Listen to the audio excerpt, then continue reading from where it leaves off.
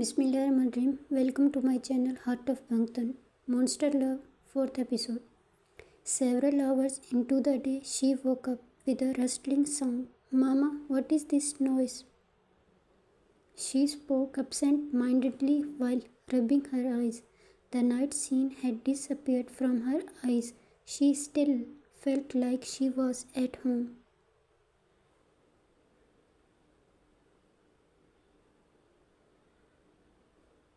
With her mama and dad completely safe, her eyes opened fully when Jack's terrifying voice echoed in the forest. Jack was Monster's companion, friend, everything. He had been with him since childhood until now. Amrah started screaming loudly out of fear because Jack was right below, staring at her with terrifying eyes, and in front of him lay a dead rabbit whose skin he had torn and eaten. Hearing her scream, Monster came to her. He had left Jack to protect her while he went to arrange food. What is this cheetah doing here? Please take it away. She spoke to Monster with her hands covering her eyes.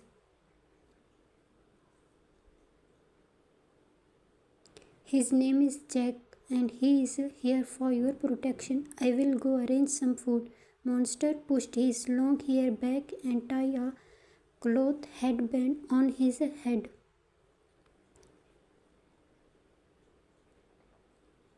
No, please, I will also come with you. If I get torn apart and eaten from behind, Amrah spoke while whimpering. Jack has a habit of eating good food. He does not touch dirty things. Monster knelt down and lovingly placed his hand on Jack's head. So you mean my face is dirty? Amrah spoke irritably. Now, how do I get down from here? She made a crying face and spoke to Monster with innocence.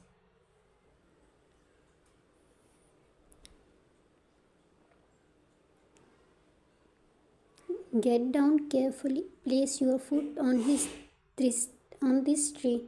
He kept guiding her carefully to climb down.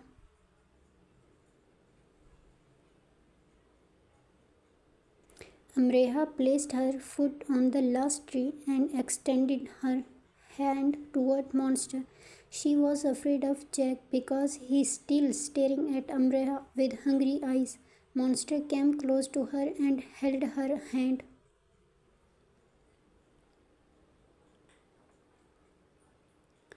And Amrah climbed down calmly, holding his hand, and immediately got behind Monster. Jack was in front of them, while Monster and Amrah were behind.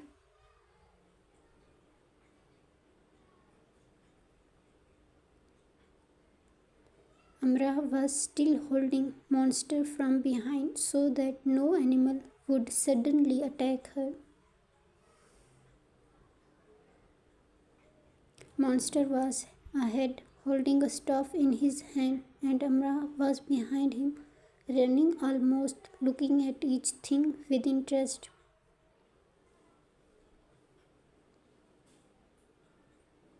Jack was walking a few steps ahead of them, looking around here and there. His manner was as if he was protecting his master. What is your name? Amrah was now walking alongside him. Name? Monster fell silent for a moment. Monster. It took him just a moment to answer. What kind of name is this? Amrah was surprised.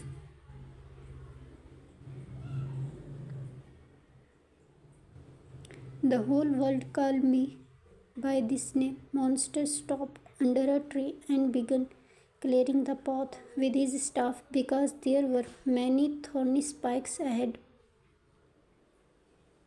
Today I will give you a name. Monster's heart beat strongly for a moment. When had anyone ever spoke to him in such a manner? Zayan, from today your name is Zayan, Amrah said happily, coming a little closer to Monster and looking into his eyes. Monster gently pushed her away and moved forward. Throughout the journey, she kept chattering like this. Zayan just listened silently. He did not dare to stop her. He was enjoying her talking.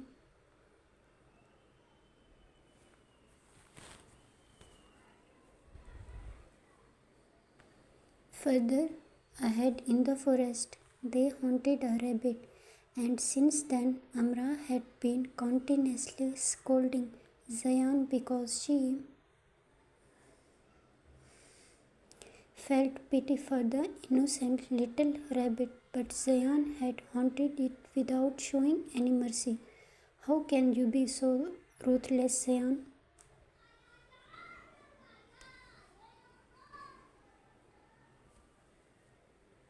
If I had shown mercy to it, we would have died of hunger, so the rabbit death was necessary. He glared at her as he spoke, and Amra's tongue was struck silent.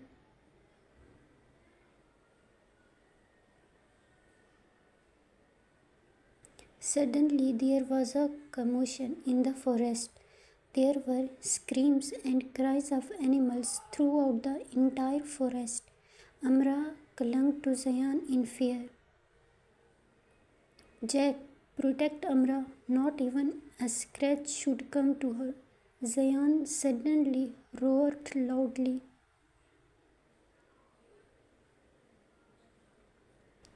His heart, his heart was pounding with worry. He had been accustomed since childhood and knew how to protect himself.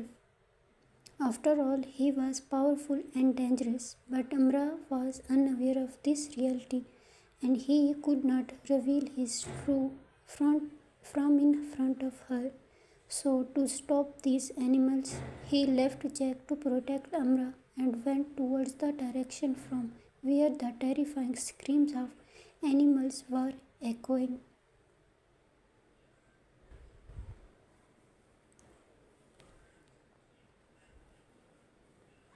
Jack came near Amrah and cast his gaze in all directions. 2 hours passed, but Zayan had not returned.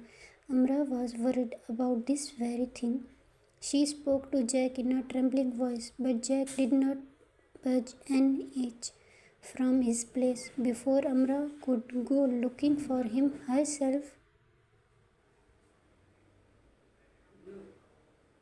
Zayan appeared in an injured state. Growing, he was staggering towards them, and when he could not bear his wound any longer and fell to the ground.